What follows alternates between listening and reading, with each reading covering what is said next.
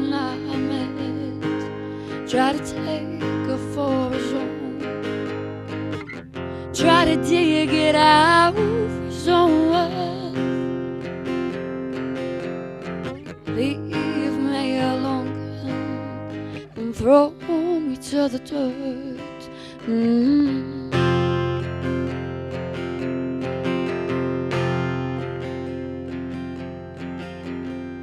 We are joined here tonight by Kaie O'Malley from the Mic Stand. We've just seen her perform live. It's absolutely incredible. Thanks for coming to the show. Thanks for inviting me down. So how's your day been today? It's been all right? Yeah, it's been all right. I've been working, unfortunately, but it's been all right. So for those people who haven't heard of you before or heard your music before, just want to tell us a bit about yourself?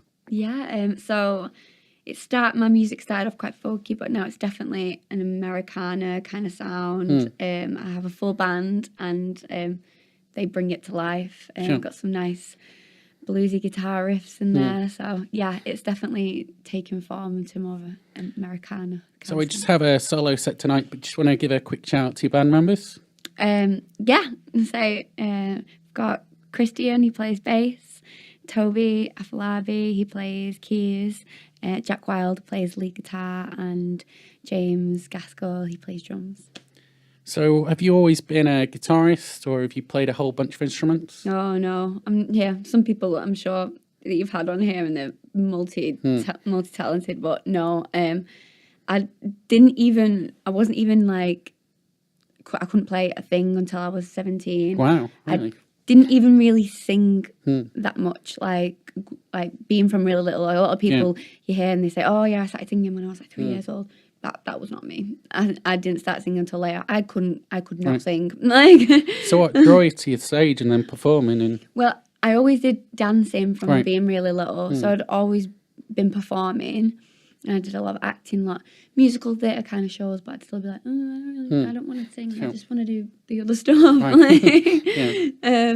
And I kind of got into it through that. Yeah. So what kind of plays did you perform in? Was it all sorts? Or?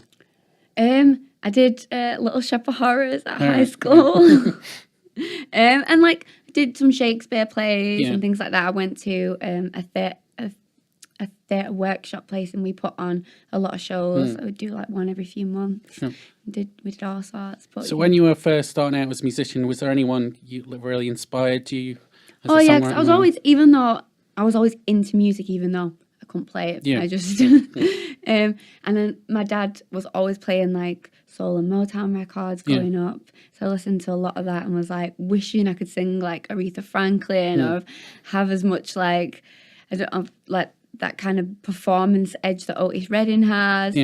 But I never thought I could do it. It was just practicing, and constantly. Yeah, people ask, so how are you so brilliant at practice? That's the main thing, isn't it? So you're on to your second EP now? Yeah. So you just want to tell us a bit about the writing of that EP and how that came about? Yeah, so the songs on there, they were all from different periods of time, but I felt like I wanted them songs to be recorded, even though I felt like I'd moving on and got a bit better with my songwriting. I still wanted that. They were still important to me, important that I got them recorded and that I got them onto something and had them out in the world. Because I feel like I couldn't move on with my new songs if I hadn't done that. So they're from different periods of my life and about different things. Like it's not like an EP that's just about one thing and it all flows. It's different. Every song has its own little story. And were those written just yourself and then you brought them to the band, or was it written collectively?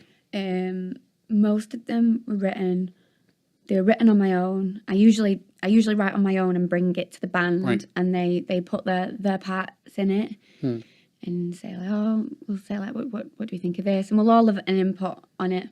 Sometimes I'll be like, no, I don't like that. And are you the sort of person that like keeps a book of lyrics, or do the lyrics just come afterwards? Well, I try and do that. It's easier said than done. Like I do like writing them down after a while. But a lot of the time it's in my head and I've got to make sure that I keep it there because it just flies off, and then I'll be like, a a lot of the time I record it on my phone. Sure. Try and keep Yeah. like melody in my phone. I usually start a lot with melody and then work it in with a guitar.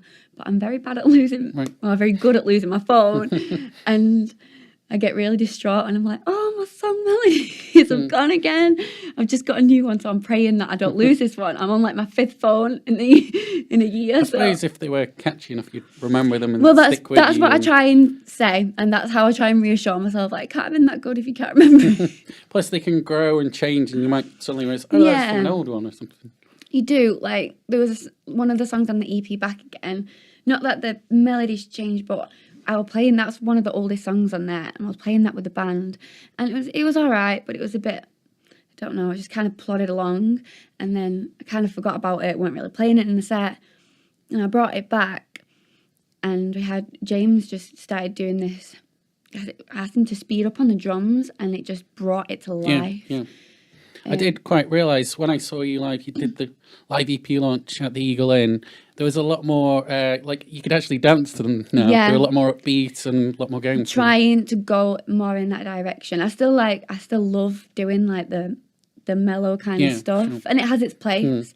But when you're doing things live, you want to have something that people can get into. Yeah, it was quite nice, the tempo change between the two. And that's the thing, like when I'm writing, I don't sit down and think, oh, I'm going to write like this, kind of keep it in a style. I just write whatever comes out, and I think you can tell that because some of it, the moods change. Yeah. Whether that's a good thing or a bad thing, I don't know, but that's just, it is what it is. So how did the EP launch go? I really enjoyed it. Yeah, good. Thanks for coming down. Yeah, it was good. I was glad all the band could do it because it can be a nightmare getting everyone together just to practice, let alone gig. But I loved it. And do you have much planned for this year? I guess festivals and things booked Yeah, yet, well, not yet. I'm applying for festivals, Right, yeah. so I'm waiting to hear back and hoping to get on some. And is there more recording? Is that? Yeah, I do want to do more recording. I want to do a hell of a lot of recording, so I'm trying to stick to it. I'm trying to be better at my organisation with like with stuff like that. But I've got so many songs. Yeah. Most of the time, it's a money thing, like anything. But I do want to do more recording. And we always like to introduce people to new artists and new bands. Is there anyone in particular on the music scene that's really impressed you recently? You mean like locally? Locally or internationally? Or I love listening to a band called Honey Honey. They're a duo. The lead singer's called Susan Santo, and she's actually just released an album on her own. And she was supporting Hosier, and I didn't get to go to that gig because it was the same night as my EP launch, and I was actually really gutted because I would have gone. But amazing band, amazing singer. Get on to her. And we also cover film and TV and poetry now and again on the site as well. Does that have an influence into your style of music? Are you influenced by American culture and films, or is it a British take on Americana?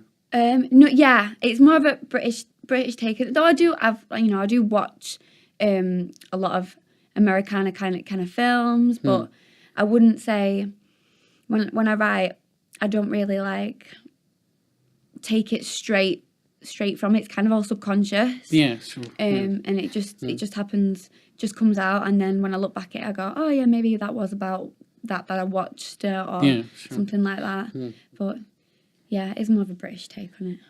And you played Lonely Boy, you kind of slowed it down, changed it around. So why did you pick that song? I guess you do a few covers in your set now and again. Yeah, no, I love the Black Keys. I just think they're a mint band. That sound that they've got is great and it's good to dance to, and that's, I think it connects with everyone. Well, I'm so above you, and it's plain to see that I came to love you anyway. But you tore my heart out, and I don't mind bleeding. And the whole time you keep me waiting. Whoa, whoa, whoa. I got love that keeps me waiting.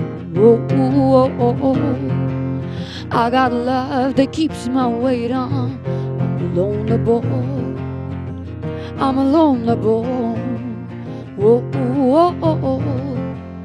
I got love that keeps me waiting.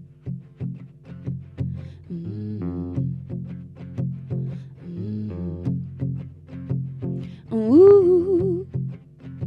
Well, your mama kept you, but your daddy left you, and I should have done you all the same. But you tore my heart out, and I don't mind bleeding. And all time you keep me waiting, waiting, waiting. Whoa, whoa, whoa. I got love that keeps me waiting. Whoa, whoa, whoa. I got love that keeps me waiting. I'm a lonely boy. I'm a lonely boy. Whoa, whoa, whoa. I got love that keeps me waiting.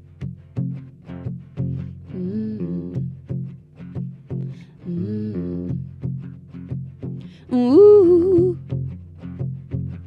Whoa, whoa, whoa. I got love that keeps me waiting. Whoa, whoa, whoa. I got love that keeps me waiting. I'm a lonely boy. I'm a lonely boy. Whoa, whoa, whoa.